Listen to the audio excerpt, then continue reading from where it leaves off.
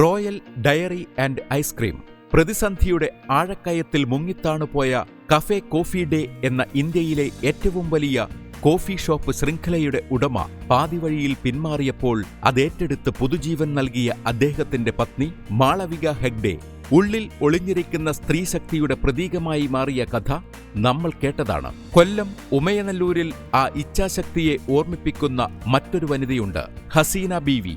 ഭർത്താവും സുഹൃത്തുക്കളും ചേർന്ന് 2017 തുടങ്ങിയ ഐസ്ക്രീം നിർമ്മാണ യൂണിറ്റ് നഷ്ടത്തിലേക്ക് കൂപ്പുകുത്തി.